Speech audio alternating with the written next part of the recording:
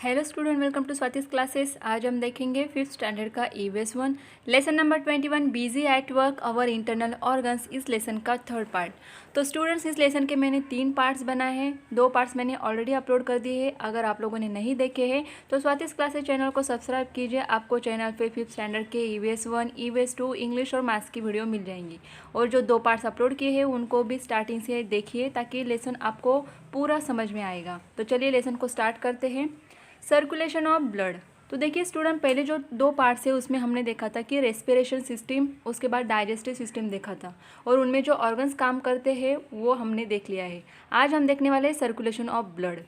The blood carries the oxygen obtain from the air and the energy giving substances in our food to all parts of the body. तो देखिए जो blood होता है ये oxygen carry करता है। जब हम लोग ऑक्सीजन लेते हैं, ब्रीदिंग करते हैं, उस टाइम एयर के साथ जो ऑक्सीजन आता है यह हमारे ब्लड में कैरी हो जाता है। और एनर्जी गिविंग जो सब्सटेंसेस होते हैं ये मिलते हैं हमें फूड से, जैसे हमने डाइजेस्टिव सिस्टम में देखा था। तो ये ऑक्सीजन और जो सब्सटेंसेस फूड से मिलते हैं ये हमारी पूरी बॉडी को पहुँचाए जाते हैं। किसके थ्रू? ब्लड के through. But what keep the blood flowing. लेकिन जो ब्लड फ्लो करता है ये किस तरीके से करता है? You know that the heart continually contracts and relaxes for this very purposes। तो देखिए हमारा हार्ट जो होता है ये कम्प्लीटली क्या करता है? कंटिन्यूली कॉन्ट्रैक्ट होता है एंड देन रिलैक्स होता है। तो 4th स्टैंडर्ड में भी हमने ये ऑलरेडी पढ़ लिया है कि हार्ट का फंक्शन क्या होता है, किस तरीके से होता है। A network that consist of tubes और vessels that carry blood away from the heart and those that bring blood back to the heart is spread throughout the body.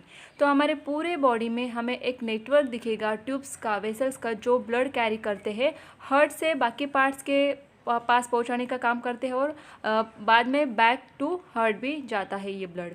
The process of keeping the blood flowing through all parts of the body is called blood circulation. तो blood circulation क्या होता है कि ये जो process है जिसमें हमारा ब्लड जो होता है ये फ्लो होता है पूरे बॉडी में और हर एक पार्ट में ये पहुंचता है, इस प्रोसेस को ब्लड सर्कुलेशन कहा जाता है।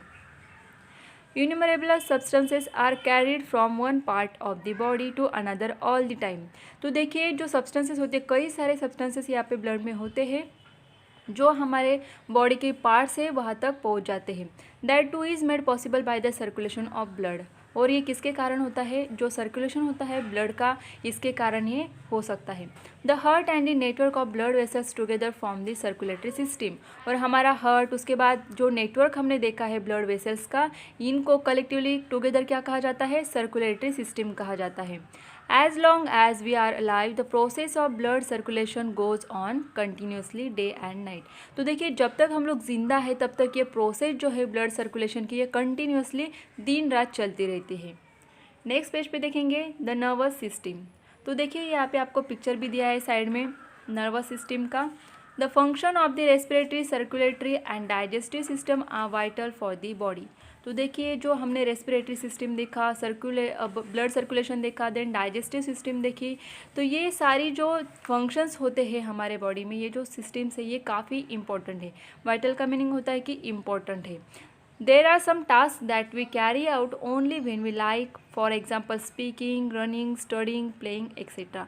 तो देखिए यहाँ पे कुछ टास्क ऐसे होते हैं जो हमारे हाथ में है कि हम लोग चाहे तो ही कर सकते हैं। जैसे कि फॉर एग्जांपल दिया है हमें स्पीकिंग, अगर हमें बोलना होता है तभी हम बोलते हैं, अगर रनिंग करना चाहते हैं तभी करते हैं। लेकिन रेस्पिरेटरी, सर्कुलेटरी और डाइजेस्टिव सिस्टम के जो फंक्शंस है ये हमारे हाथ में नहीं होते हैं।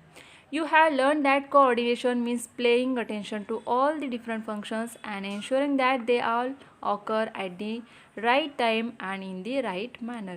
तो देखिए ये जो सारी चीज़ें हमारी होती है, जैसे हमने इतने सारे सिस्टम्स को देखा, तो ये सारे उनके जो काम होते हैं, कोऑर्डिनेशन होता है या फिर पेइंग अटेंशन जो होता है, ये फंक्शंस करने के लिए अलग अलग। तो ये किस तरीके से होता है कि राइट टाइम पे और राइट मैनर पे इनका कोऑर्डिनेशन होना ज़रूरी होता है। तो ये कैसे होता है? Maintaining this coordination is the function of the brain. तो ये जो कोऑर्डिनेशन होता है इसको मेंटेन करने का काम कौन करता है? हमारा brain. There is a network that connects the brain with all the different parts of the body. तो हमारे ब्रेन से लेकर जो नेटवर्क होता है यहाँ पे ज्वाइन करता है हमारे अदर जो पार्ट ऑफ बॉडी है उनको। This is a network of nerves that carry messages to and fro between the brain and the parts of the body. तो ये जो नेटवर्क होता है उसमें जो नर्व्स होती है ये मैसेज कैरी करती है ब्रेन से हमारे अदर पार्ट्स ऑफ बॉडी को।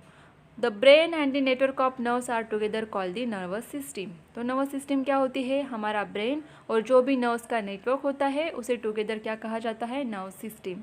The nerve system functions to coordinate all our bodily functions. तो ये क्या काम करते हैं? नर्व सिस्टम का काम क्या है? Coordinate all our bodily function. जो भी हमारे बॉडी के काम होते हैं, जो फंक्शंस चल रहे हैं उनको प्रॉपरली अच्छे से मेंटेन करना, कोऑर्डिनेट करना, ये काम करता है हमारा ब्रेन।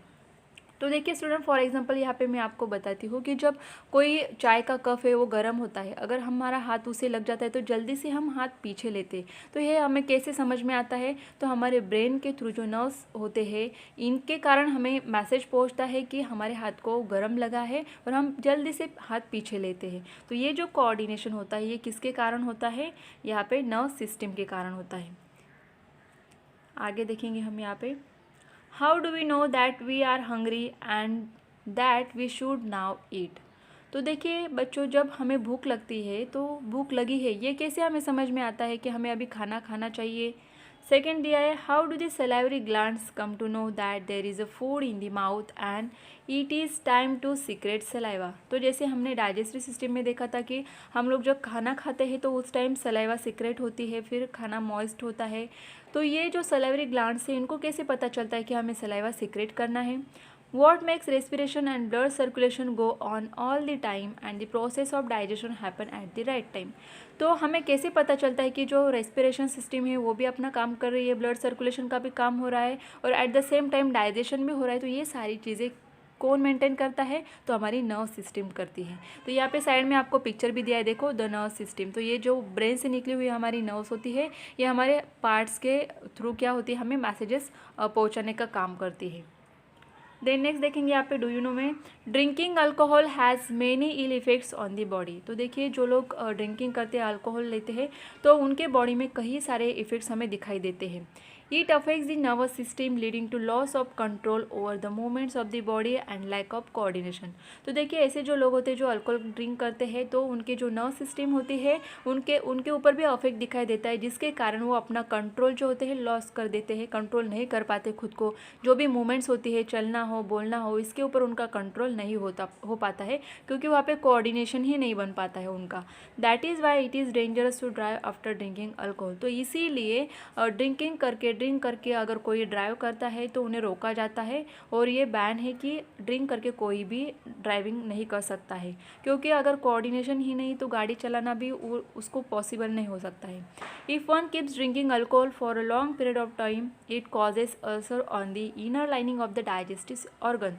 तो देखिए जो लोग हमेशा ड्रिंक कर रहे हैं, अल्कोहल को ज़्यादा टाइम तक करते हैं, तो इसके कारण अल्सर हो सकता है। हमारे जो डाइजेस्टिव ऑर्गन्स है उनकी जो इनर लाइनिंग होती है ऑर्गन्स की, वहाँ पे अल्सर हो सकता है। It can also seriously affect the function of the liver and kidneys. और ये किसके ऊपर सीरियस अफेक्ट कर सकते हैं? हमारे लीवर और किडनीज के जो फंक्शन है वो प्रॉपरली नहीं हो पाते हैं। देन दिया है यहाँ पे हमें other systems in the body. Other क्या क्या सिस्टम्स है हमारी बॉडी में? We have learned something about the respiratory system, digestive system, circulatory system and the system that coordinates the function of all the systems, the nerve system। तो देखिए students, हमने lesson के first second part में से respiratory system और digestive system के बारे में देखा। थर्ड पार्ट में हमने सर्कुलेटरी सिस्टम और नर्व सिस्टम के बारे में देखा है।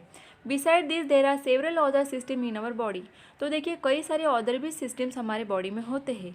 For example the skeletal system give support and shape to the body and protects the important organs inside it. तो फोर्थ स्टैंडर्ड में देखिए आपने ये देखा है कि किस तरीके से ये जो स्केलेटल सिस्टम होती है, हमारे जो ऑर्गन्स होते हैं उनको क्या करते हैं? प्रोटेक्ट करने का काम करते हैं और हमारे बॉडी को शेप देने का भी काम करते हैं। The excretory system expels the waste substances that are form in the body. और जो एक्सक्रीटरी सिस्टम होती है ये क्या करती है? हमारे बॉडी में जो वेस्ट सब्सटेंसेज बनती है उनको बॉडी के बाहर डालने का काम करती है। The working of all this system is extremely complex but it is important to have information about them. तो देखिए ये जो सारी सिस्टम हमें दिख रही है काफ़ी कॉम्प्लेक्स है, ये बिल्कुल भी इजी नहीं है समझने के लिए, लेकिन ये इंफॉर्मेशन हम सबको होना बहुत ही ज़रूरी है। इसके लिए आप सारे जो लेसन के पार्ट्स हैं उनको अच्छे से देखिए और समझिए, क्योंकि ये आपके लिए इम्पोर्टेंट है। Always remember, if the function of any one of our system is disturbed, it affects all the other systems in the body too। देखिए अगर कोई एक भी सिस्टम जो हमारी है यहाँ पे डिस्टर्ब हो जाती है तो बाकी के जो सिस्टम्स हैं उन पे भी अफेक्ट हमें दिखाई देता है। जैसे कि फॉर एग्जांपल अगर डाइजेस्टिव सिस्टम आपके अच्छी नहीं है तो उसके कारण ब्लड सर्कुलेशन या फिर अदर जो सिस्टम है उनके ऊपर भी हमें इफेक्ट दिखाई देगा।